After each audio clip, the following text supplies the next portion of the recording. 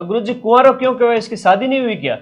अरे इसकी शादी हुई, लेकिन हम कहेंगे कि कुंवारा किला मतलब इसके ऊपर कभी हमले नहीं हुए। तो हमले सबसे ज्यादा किस पे हुए?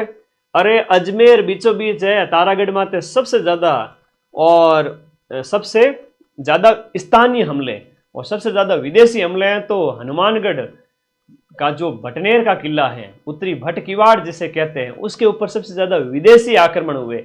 यहाँ कह रहा है बाला किला, और बाला किला था अलवर रामायण, तो ये भी बढ़िया क्वेश्चन है। उसके बाद निम्न में से किस शहर में सहस्त्रबाहु मंदिर है? हाँ ना ना, देसी नाम मत निकाल, ऐसा किला मत बोल कमेंट बॉक्स में, वो तो आदमी के लिए इस्तेमाल किया जाता है, ठीक है ना, जिसकी पत्नी मर जाए उसे विदुर कहते हैं, और तुमने देसी भाषा शब्द इस्तेमाल कर लिया ना। निम्नलिखित में से किस शहर में आपका सहस्त्रबाहु, हजार भुजाओं वाला, तो भगवान विष्णु को समर्पित सहस्त्रबाहु मंदिर है, वो उदयपुर के नागदा में है। नागदा, सांस बहु मंदिर भी इसे कहते हैं, क्या कहते हैं? सांस बहु मंदिर भी कहते हैं। नाग मतलब छोटी, नाग जैसी छोटी, कभी सांस की छोटी, बहु के हाथ में तो सांस, इस ट्रिक से थोड़ा दिमाग बैठा कर। उदयपुर के मायने छोको है प्रश्न, बार बार पूछे। आगे देखो, और केला देवी वालों बड़ा इंपॉर्टेंट प्रश्न है, अभी पूछा था, है ना, केला देवी वाला अभी पूछा था, बहुत इंपॉर्टेंट है। कौन से नदी भी पूछ ले, केला देवी करौली है, और नदी आपसे पूछे तो काली सिल नदी याद रखना, और त्रिकूट है गुरुजी। अब त्रिकूट पर्वत है कि ये पहाड़ी है गुरुजी? देखो मंदिर है ना, मंदिर तो पर्वत पर भी बन सकता है छोटा सा, लेकिन पहाड़ी हो तो उसके ऊपर तो किला बनता है, पहाड़ी के ऊपर किला। तो जैसलमेर का जो किला है वो त्रिकूट की पहाड़ी पर है। पहाड़ी थोड़ी छोटी होती है, समतल होती है, हल्के ना, पर्वत है तो वो सीधा खड़ा होता है। तो कई बार ऐसी चीजें आप लोगों को याद रखनी है। ओके, काली सिल नदी। और लांगूरिया नृत्य, अब बड़ा अच्छा प्रश्न पूछो, लांगूरिया नृत्य बाहर अभी पटवारी के अंदर पूछा था, अधीनस्थ बोर्ड ने ही पूछा था। लांगूरिया गीत और लांगूरिया नृत्य, ये RSM SSB बोर्ड ने ही पूछा था भाई, सिंपल सिंपल क्वेश्चन। लेकिन मुझे 50,000 सिलेक्शन दिलाने, ठीक है, 50,000 माताओं का आशीर्वाद मुझे चाहिए, बाकी मुझे जीवन में कुछ नहीं चाहिए।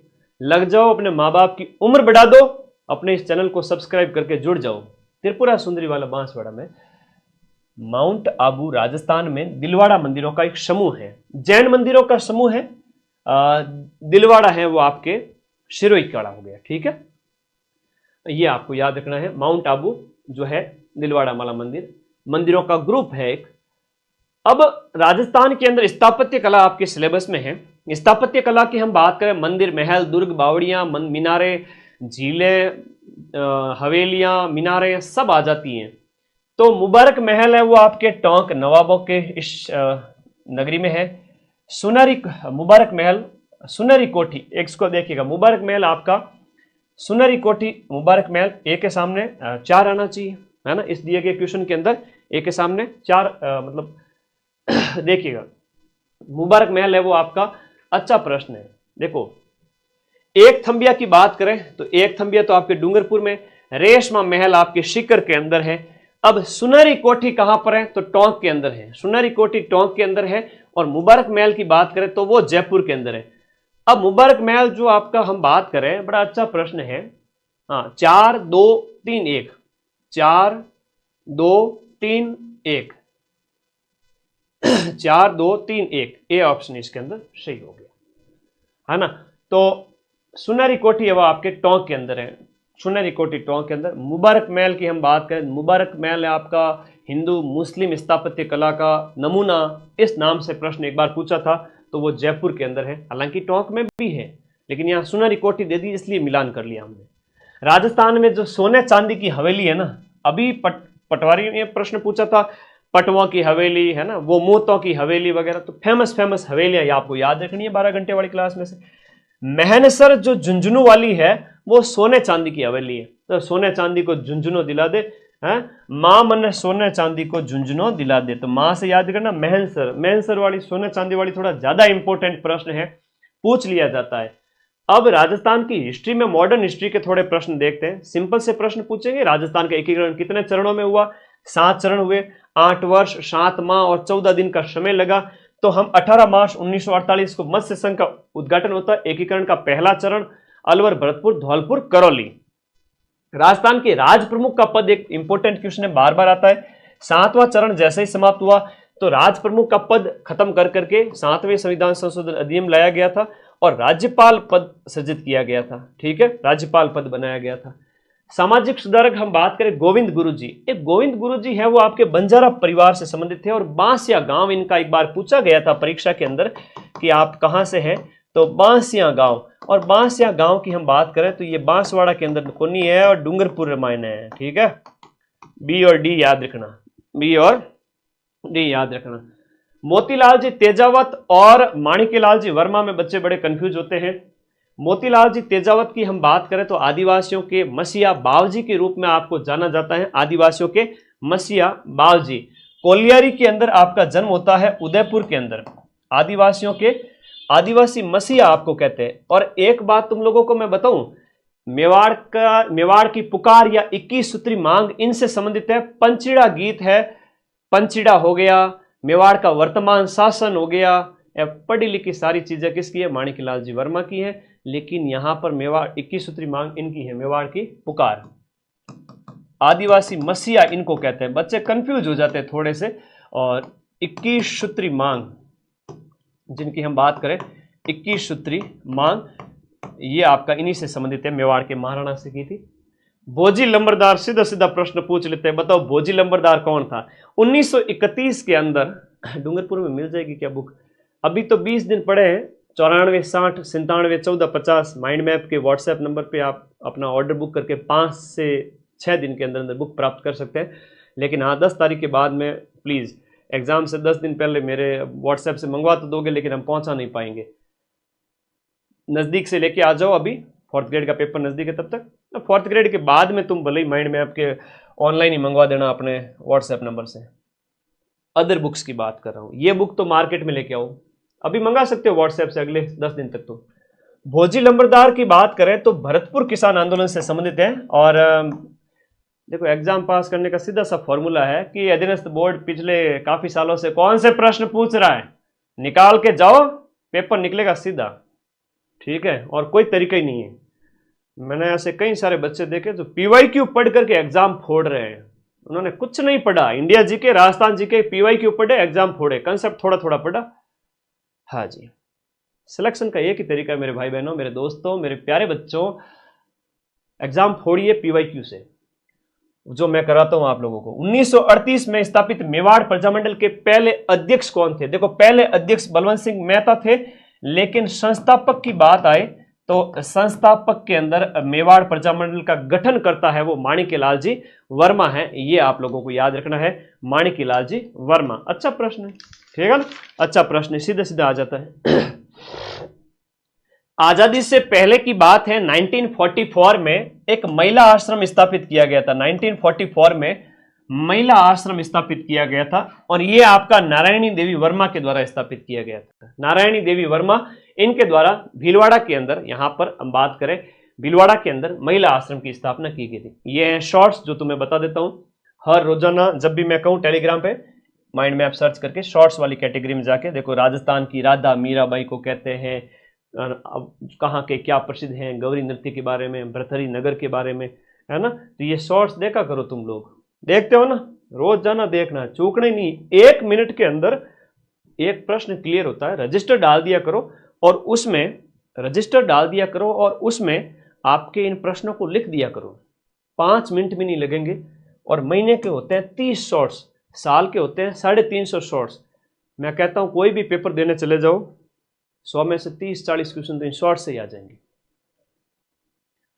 उस स्वतंत्रता सेनानी का नाम बताइए जिसने पंचीड़ा, वेरी इंपॉर्टेंट है, थोड़ा समय दीजिए इसको। पंचीड़ा नामक लोकप्रिय गीत की रचना किसने की थी? माणिक्यलाल जी वर्मा ने की थी। पंचीड़ा नामक लोकप्रिय गीत की रचना की थी और इसके अलावा मेवाड़ का वर्तमान शासन बुक भी लिखी थी। मेवाड़ का वर्तमान शासन, और ये मेवाड़ का वर्तमान शासन जो बुक है ना, वो भी आप ही की है, ध्यान रखना, माणिक्यलाल जी वर्मा। हाँ जी। क्रांतिकारी रचना चेतावनीरा चुंगटिया, इसके लेखक कौन है? ये 1903 के अंदर मेवाड़ के महाराणा फतेह सिंह जो दिल्ली दरबार में जा रहे थे, उनको रोकने के लिए अपने केसरी सिंह बारट, शाहपुरा भीलवाड़ा वाले, इन्होंने भेजे थे 13 शोरठे भेजे थे। क्या भेजे थे? 13 दोहे भेजे थे। और उनमें कहा आपके तो पूर्वज ऐसे थे, आप लखनऊ के लाडे कैसे हो गए? तो डर के वापस आ गए। समझाना पड़ता है, मोटिवेशन देना पड़ता है। सर्वहितकारिणी सभा की स्थापना 1907 के अंदर चूरू के अंदर की गई थी। तो इस सर्वहितकारिणी सभा की स्थापना किसने की थी? स्वामी गोपाल दास के द्वारा सर्वहितकारिणी सभा की स्थापना की गई थी 1907 के अंदर। डूंग जी और जवाहर जी की बात करें तो शिखर के आपके बिठोट पाटोदा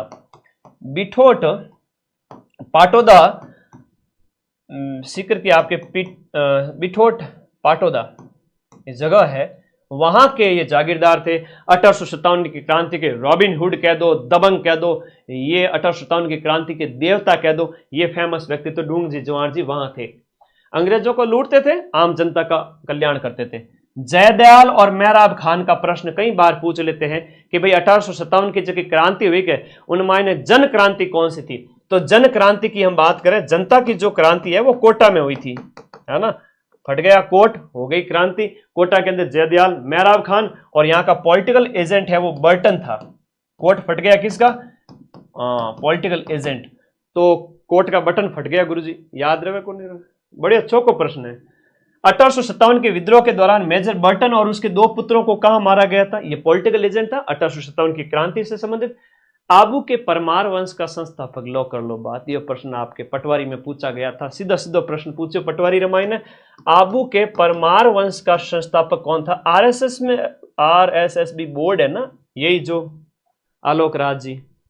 आलोक राज वे तो है तो आदमी छोका, लेकिन सोशल मीडिया में तो है जन थे लोग पीछे ही को नहीं छोड़ो, जाओ और जाओ। फौजी आदमी है लेकिन विनम्रता से क्या जवाब देते हैं ना। पेपर अच्छे करवा रहे हैं, टाइम पे करवा रहे हैं, लेकिन ये थोड़ा सा 2-2 लाख की जो कट ऑफ निकालना ये थोड़ा अच्छी बात नहीं है। इनके ऊपर जाके मैसेज करके समझाओ इनको, निकालो जेल प्रहरी के कम से कम तुम 10,000 की कॉपी निकाल दिया करो, ये रिजल्ट पीडीएफ। तो ये धूमराज की बात करें वो तो है संस्थापक, और यहां उत्पल राज से वंशावली शुरू, उत्पल राज से वंशावली शुरू होती है। मतलब कि वंशावली हमें मिलती है जो लिखी हुई कि इसका बेटा था, उसका पोता था, ये उत्पल राज से मिलती है। और उससे पहले धूमराज है वो इसका संस्थापक था। तो 57वें का आंसर आपको मिल गया होगा, कौन सा है? धूमराज। इनकी राजधानी है, आपसे पूछ सकते हैं, आबू सिरोही की बात हो रही है, राजधानी इनकी थी चंद्रावती। कौन सी राजधानी थी? चंद्रावती। वागड़ के परमार वंश की राजधानी देखो, हाँ सिर में धूम मचावे दो, ठीक है, याद रखा करो, कैसे भी याद रखना है।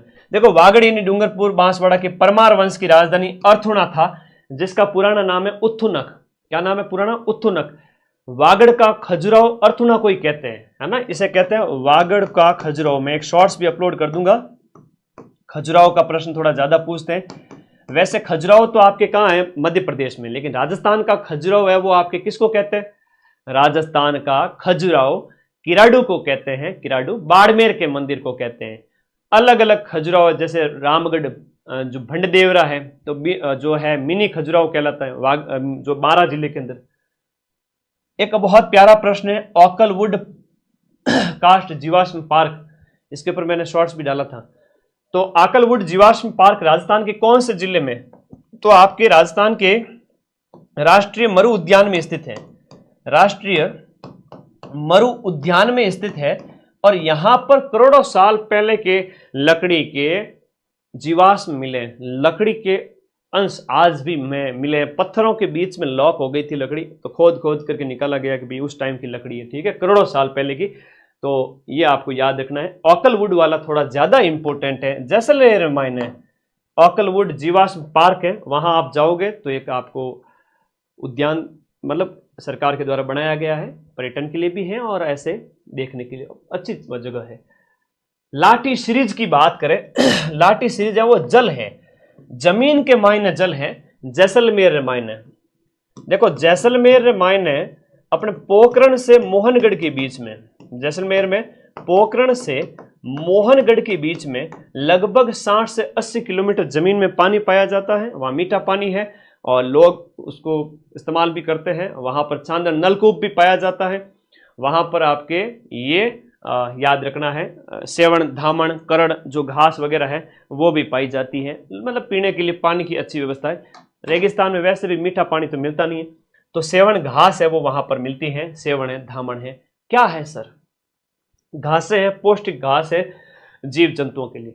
बिसलपुर बांध है वो आपका बनास नदी के ऊपर बना हुआ है और टोंक में बना हुआ है। बिसलपुर बांध की हम बात करें, सीकर राजस्थान से बाहर है क्या? सीकर तो राजस्थान के मायने नहीं है, मिल जाएंगे, क्यों नहीं मिलेंगे? Model paper. बंद बरेठा और मोती झील। अब बंद बरेठा वन्य जीव विहार है, इसकी हम बात करें तो ये भरतपुर के अंदर है। बंद बरेठा कहां पर है? भरतपुर के अंदर स्थित है। अब इसके बाद में अगले प्रश्न की ओर चले, नेक्स्ट देखिएगा, जैत सागर जो तालाब है, जैत सागर जो तालाब है वो कहां पर स्थित है? जैत सागर आपके बूंदी के अंदर है, लेकिन गैप सागर की बात करें, गैप सागर, तो गैप सागर की हम बात करें तो ये डूंगरपुर के अंदर है। गैप सागर या गैब सागर है ना, गैब, तो ये आपका डूंगरपुर के अंदर है।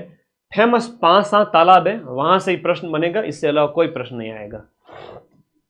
माही परियोजना से लाभान्वित होने वाला जिला कौन सा है? माही परियोजना हम बात करें तो बांसवाड़ा है। माई बजाज सागर जो बांध बना हुआ है हम बात करें, ये आपका माई बजाज सागर परियोजना, तो ये माई परियोजना है आपके बांसवाड़ा से संबंधित हो गया, गुजरात, राजस्थान। हाड़ौती प्रदेश की मिट्टी का प्रकार कौन सा है? तो वर्टिसॉल मिट्टी है वो आपके कोटा, बूंदी, झालावाड़, बारा यानी कि आपके राजस्थान के इस क्षेत्र में पाई जाती है। फिर आपकी इंसेप्टिसॉल भी हो गई, इधर रेगिस्तान में एरिडीसॉल हो गई, एंटीसॉल हो गई है ना, एरिडी हो गई, एंटीसॉल हो गई, वर्टिसॉल हो गई, इंसेप्टिसॉल हो गई। ये मिट्टियों का वैज्ञानिक वर्गीकरण है जो बार बार पूछा जाता है। राजस्थान में ज्योग्राफी चल रही है राजस्थान की, ठीक है। निम्न में से कौन से जिले में काजरी का मुख्यालय स्थित है? ये काजरी क्या है कि आपका सबसे पहले इसका जो नाम है वन और मिट्टी सुधार, वन और मृदा सुधार केंद्र के नाम से इसका जो है स्थापना की गई थी सुधार के लिए। 1957 के अंदर इसकी स्थापना की गई थी, लेकिन 1959 के अंदर इसका नाम है वो काजरी पड़ गया। ये जोधपुर के अंदर स्थित है, सेंट्रल एरिड रिसर्च जोन है ना, केंद्रीय शुष्क पारिस्थितिकी अनुसंधान संस्थान। शुष्क का मतलब है जहां बारिश नहीं हो, उस स्थिति में वनस्पति का अध्ययन करने के लिए कौन सा संस्थान है? तो ये आपका काजरी स्थापित किया गया है, central arid research zone centre. निम्नलिखित में से कौन सी पश्चिमी राजस्थान में पाई जाने वाली एक घास नहीं है? जो आपकी जल पट्टी है, भूगर्भीय जल पट्टी, वहां पर जो घास है वो आपकी सेवण, धामण, करड़ है, लेकिन सालर के तो पेड़ होते हैं। मंजू शर्मा इस्तीफा दिया हो तो भाई कुमार विश्वास ने तकलीफ, मन का ही तकलीफ, बार बार कमेंट करते जा रही हो। मुझे भी पता है कि मंजू शर्मा ने आज इस्तीफा दिया, अच्छी बात है, चौकी बात है, होगा कोई ना कोई, कई सारी चीजें चल रही है आजकल उठा फटक, उसकी तुम टेंशन मत लो, है। हाँ, मंजू शर्मा इस्तीफा लिया तो ना, कहीं जो रहे हो, आगे आ जाओ, तेरे सैलरी देती थी क्या? आगे आ जाओ। जवाहर सागर वन्य जीव अभ्यारण्य, जवाहर सागर वन्य जीव अभ्यारण्य की हम बात करें, हाँ, जवाहर सागर की बात करें तो चित्तौड़गढ़ के अंदर है, चित्तौड़गढ़ के अंदर है। हाँ, डूंगर बढ़ती दिखे, घर पगा बढ़ती को नहीं दिखे, मंजू शर्मा इस्तीफा दिया। आ जाओ अगला प्रश्न। तो आपका जवाहर सागर अभ्यारण्य कहां पर है? चित्तौड़गढ़ के अंदर है। निम्नलिखित में से कौन सा बेमेल है? देखो थाने पढ़नो आनो चीजें प्रश्न मायने कहीं पूछे जा रही हो। बेमेल मतलब शूट नहीं हो रही हो। शूट क्यों नहीं हो रही हो गुरुजी? राष्ट्रीय मरु उद्यान तो जैसलमेर में, रणथंभौर है वो आपका नेशनल पार्क है, सवाई माधोपुर के अंदर स्थित है। सरिस्का राष्ट्रीय उद्यान, ये भी राजस्थान का एक राष्ट्रीय उद्यान है। राजस्थान के अंदर 3 ही राष्ट्रीय उद्यान है जो ये है, और केरला देव है तो घना पक्षी विहार के नाम से जाना जाता है, और ये भरतपुर के अंदर स्थित है, तो ये अलग है, बाकी सभी सही है। राजस्थान में सबसे ज्यादा लिंग अनुपात कौन से जिले में? देखो आदिवासी इलाका है तो वहां पर लिंग अनुपात ज्यादा ही पाया जाता है। कन्याओं की जैसे पहले की जगह हत्याएं बहुत ज्यादा होती थी, उसके बाद तो अभी एक्ट वगैरह खूब आ गए, तो 994 994 प्रति हजार पर ये डूंगरपुर के अंदर है। डूंगरपुर के बाद के 2 जिले पूछे तो 990 पे तो सेकंड नंबर पे तो है आपका राजसमंद, 990 राजसमंद, और 3rd नंबर पे है वो आपका कौन सा है? पाली है। अब इसका तो है 990, ये तो है 990 हजार पर, और ये है 987 कन्याएं, महिलाएं कह दो, शिशु लिंगानुपात होता तो कन्याएं कहते। यहां पर तो बात हो रही है पुरुष और महिलाओं की। तो सीधी सीधी बात समझ में आए, एक मुझे समझ में नहीं आता, रात के 7 से 8 के बीच में तुम्हारे मम्मी पापा तुमसे ज्यादा काम कराते हैं क्या? है 7 से 8 बीच में क्या करते हो रोजाना? 7 से 8 के बीच में क्या करते हो ये बता दो मेरे को। तो बस 7 से 8 के बीच में ऐसा होता है, पता नहीं तुम्हें चींटियां काटती हैं, मम्मी पापा काम करवाते हैं। बालिकाएं हैं तो क्या आजा रोटी बना, लड़कों है तो क्या काम को न काज को दुश्मन अनाज को, जा मार्केट से ये लेके आ, यही होता है। तभी मुझे लगता है लाही वालों के ऊपर ये याद रखना, मेरे भी मम्मी पापा कहते हैं चिंता मत करो, गरीब बात है। आगे बढ़ो। 2011 की जनगणना के अनुसार राजस्थान की साक्षरता कितनी है? 2011 की जनगणना के अनुसार अपनी जो साक्षरता है वो 66% है। राजस्थान की ओवरऑल साक्षरता की बात करें, मरु विकास कार्यक्रम है वो आपके डेजर्टिफिकेशन को रोकने के उद्देश्य से आपका कब स्टार्ट किया गया था? तो ये मरु विकास कार्यक्रम है वो 2000 मरु विकास कार्यक्रम है 1977-78 के अंदर, 1977-78 के अंदर मरु विकास कार्यक्रम पश्चिमी राजस्थान स्टार्ट किया गया था। कौन सा जोड़ा यहां पर आपका सुमेलित नहीं है? देखो परिवहन आपके सिलेबस में है, पर्यटन आपके सिलेबस में है। क्या प्रश्न आएगा परिवहन से? यही पूछा जाएगा कि राजस्थान के अंदर सड़क घनत्व कितना है। चलो कमेंट करके बता दो, यही प्रश्न आता है बार बार, सड़कों की लंबाई वगैरह, सड़क घनत्व वगैरह। सही सुमेलित नहीं है कौन से में से? महाराणा प्रताप हवाई अड्डा उदयपुर के अंदर है, नाल हवाई पट्टी आपके बीकानेर की है, ध्यान रखना बहुत इंपॉर्टेंट है। सूरतगढ़ है तो आपका गंगानगर हो गया, सूरतगढ़ तो गंगानगर में पड़ता है तो यहां नहीं होगा। जोधपुर का हवाई अड्डा है तो वो रातानाडा हवाई अड्डा है।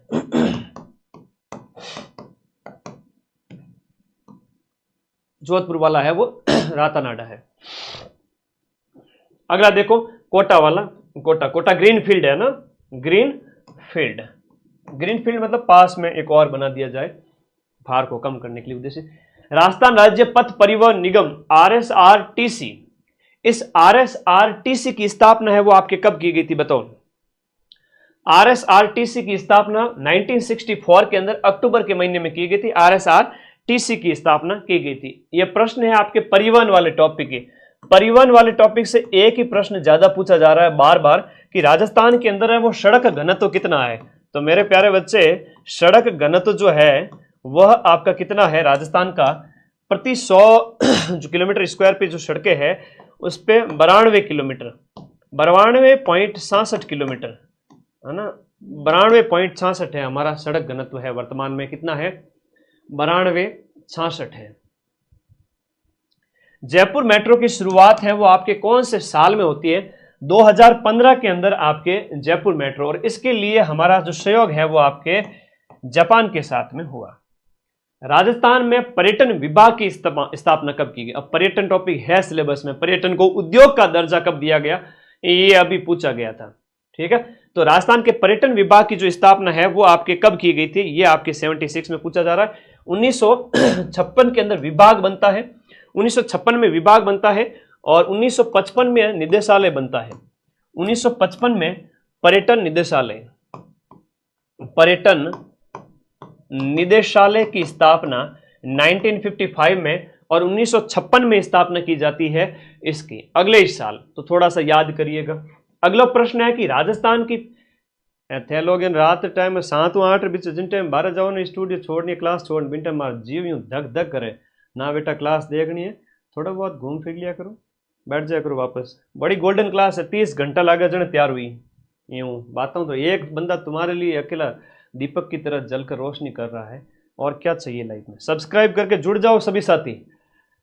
राजस्थान की पहली पर्यटन नीति, देखो सन 2001 की पहली पर्यटन नीति है, वेरी इंपॉर्टेंट है। 2001 की पहली पर्यटन नीति है। नवीनतम पूछे आपसे तो 2020 की है, नवीन नीति पूछे तो 2020 की है। और 21 के अंदर भी कई सारी नीतियां आई है, 2021 की भी है, 22 की भी है और 24 की भी है, 2022 की भी है और 2024 की भी है। अब ये कौन कौन सी नीति है? 21 वाली तो इको टूरिज्म पॉलिसी, देखो पर्यटन सिलेबस में है और कौन से प्रश्न आएंगे वो बता देता हूं तुम्हें पहले ही, है ना। अभी तो 18 दिन पड़े हैं, 18 बार पेपर मिलाऊंगा, चिंता मत करो। इको टूरिज्म पॉलिसी अभी बस 7 तारीख तक वेट करो तुम, इस क्लास को देखो बार बार। ये हो गया ग्रामीण पर्यटन 2022 के अंदर हो गया आपका ग्रामीण पर्यटन, एलो ग्रामीण गांव, गांव में पर्यटन को बढ़ावा देने के उद्देश्य से। और 2024 में आती है पर्यटन इकाई नीति, पर्यटन इकाई नीति। लो जी कर लो बात, चल मेरी डोल की टमाकटम। 2001 में आती है पहली पर्यटन नीति। बाकी अगर नीतियां देखना ज्यादा ही अच्छा लगे तो जाओ माइंड मैप पे मदन सर का शॉर्ट सर्च करो। सर पैर ऊपर करो, आशीर्वाद देना है बेटा, पैर ऊपर करूंगा सिर नीचा हो जाएगा। पढ़ाएगा कौन? पर्यटन को उद्योग का दर्जा देने कब शामिल किया गया? तो बड़ा अच्छा प्रश्न है, पर्यटन को उद्योग का दर्जा कब मिलता है? ज्यादा मिलने की इच्छा है तो बेटा हम सेमिनार करेंगे, उस समय तुम सब शादी हजारों के रूप में आना। मैं लाखों का खर्चा करके एक सेमिनार हॉल बुक करूंगा, तुम सबके लिए खाने पीने की व्यवस्थाएं करूंगा, है ना। तुम लोगों के लिए बढ़िया बढ़िया इनाम लेकर आऊंगा, तुम सभी से मिलूंगा, बातें करूंगा। सुबह 9-10 बजे से लेकर रात ये शाम के 4-5 बजे तक तुम लोगों के साथ रहूंगा रिजल्ट आने के बाद में, ठीक है। मिलूंगा जरूर, मेरी खुद की भी इच्छा होती है, मैं ऑनलाइन पढ़ा रहा हूँ, ऑफलाइन वाले बच्चों से मिलने जाऊं। मैं वादा करता हूं कि जैसे पटवारी का रिजल्ट आया सेमिनार करूंगा, वीडियो का रिजल्ट आया सेमिनार करूंगा, सभी एग्जाम्स के लिए बड़ा सेमिनार। हालांकि खर्चे बड़े भयंकर आते हैं लेकिन I will try to manage. 1987 के अंदर, बाद में 1989 की हम बात करें, 1989 की बात करें, 1989 ये ध्यान रखें, 1989 के अंदर हाँ बढ़िया खाने मन घनी बढ़िया बढ़िया जिमाओ, चिंता ही मत करो, मिठाई है, अच्छी अच्छी चीज़ें है, बढ़िया मिनरल वाटर है ना, यूं तुम्हारा पेट खराब हो ऐसी चीज़ नहीं करूँगा, बढ़िया बढ़िया चीज़ें सारी व्यवस्था करूँगा, है ना, मेरे बच्चों के लिए। 1989 पर्यटन उद्योग का दर्जा आता है प्रश्न, स्क्रीनशॉट ले लो भाई। लॉ कंप्लीट होती है राजस्थान जी के कंप्लीटेड। अब स्टार्ट होता है आपका पॉलिटी। पॉलिटी में सबसे पहले करूंगा राजस्थान की पॉलिटी के, और फिर करूंगा इंडिया पॉलिटी। अब इंडिया में तो सिर्फ संविधान लिखा हुआ है, अब संविधान में तो सिर्फ मतलब 5 के 5 प्रश्न मैं मिलाना चाहता हूं आज की इस क्लास से, राजस्थान और इंडिया दोनों वाले। और वो 5 के 5 प्रश्न कौन से हैं वो करवा दो। सब तैयार है सर? हाँ रसगुल्ले भी रखना, रखूंगा भाई, चिंता मत करो। आ जाओ। पॉलिटी के प्रश्नों की हम बात करें तो पॉलिटी के बड़े प्यारे प्रश्न हैं। राजस्थान की पॉलिटी में आपकी विधानसभा, जैसे संसद की बात करें उसमें लोकसभा, राज्यसभा और राष्ट्रपति शामिल हैं, तो यहां पर मुख्यमंत्री, राज्यपाल और विधानसभा वगैरह सब पढ़नी है आपको। न्यायालय पढ़ना है, सचिवालय के अंदर मुख्य सचिव पढ़ना है। क्या ही पूछेंगे, वर्तमान सचिव कौन से? पटवारी में पूछा, लो कर लो बात। सुधांश पंत है।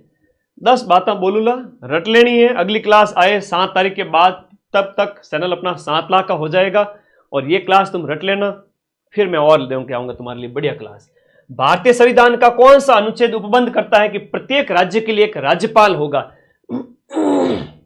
तो अनुच्छेद 153 के अंदर कहा गया है कि आपके क्या होगा, राज्यपाल होगा। तो राज्य कार्यपालिका की बात यहां से पूछी गई थी। राजस्थान विधानसभा को विघटित करने का अधिकार किसके पास में? विधानसभा को विघटित करने का अधिकार। और सेंट्रल लेवल पे पूछे तो संसद को विघटित करने का अधिकार नाम मात्र के जो प्रधान है, जो संवैधानिक हेड है, मुखिया है शासन के, सेंट्रल पे तो राष्ट्रपति है और आपके स्टेट में राज्यपाल साहब है, माननीय राज्यपाल जी। तो ये इनको अधिकार दिया गया है। थोड़ा सा कुछ नहीं है, दिमाग लगाना ही नहीं है ज्यादा, अपने को समझना है बस। विघटित करने का अधिकार जैसे राष्ट्रपति के पास में, वैसे के वैसे राज्यपाल के पास में, ठीक है। अब यहां पर अगला देखिएगा, राजस्थान की कार्यपालिका का संवैधानिक प्रमुख कौन सा होता है? पटवारी में पूछा था अभी जस्ट 10 दिन पहले, 10-15 दिन पहले पटवारी में पूछा था। राजस्थान की जो कार्यपालिका है उसका संविधान में हेड कौन है? हम बात करें तो वास्तविक जो हेड होता है, वास्तविक जो हेड है वो है आपका मुख्यमंत्री। संवैधानिक की बात करें तो राज्यपाल करना। सरल सा प्रश्न पूछा जाता है, सीधा सा प्रश्न पूछा जाता है। जजों को शपथ कौन दिलाता है? तो भी राज्यपाल आ जाएगा, ठीक है। तो आपके जजों को, जो जज है उनको शपथ दिलाता है स्टेट के अंदर। तो ये भी पटवारी में पूछा था, ये प्रश्न भी पूछा था पटवारी में, और पटवारी में ये प्रश्न भी पूछा था। हाईकोर्ट के जज की बात हो रही है, ठीक है। दोनों ही प्रश्न पटवारी में आया था। राजस्थान पॉलिटी पच्चे क्या गुरुजी पेपर तो घणे ही है, वो खतरनाक आवेन, यो आवेन, बियो आवेन। तो थोड़ा ध्यान रखिए करो, पेपर कोई खतरनाक नहीं आता, सिंपल सी चीजें पूछी जाती है, कंसेप्ट पूछा जाएगा। भारतीय संविधान का निम्न में से कौन सा अनुच्छेद राज्यपाल की जो है वो आपकी कार्यपालक शक्तियां, उसकी कार्यपालक शक्तियों के बारे में पूछा गया है। संविधान का कौन सा अनुच्छेद है, अनुच्छेद नंबर आपका, क्वेश्चन नंबर आपकी 82। तो 53 में कार्यपाल जो है 53 में कहा गया है कि राज्यपाल होगा, और 54 में उसकी कार्यपालिका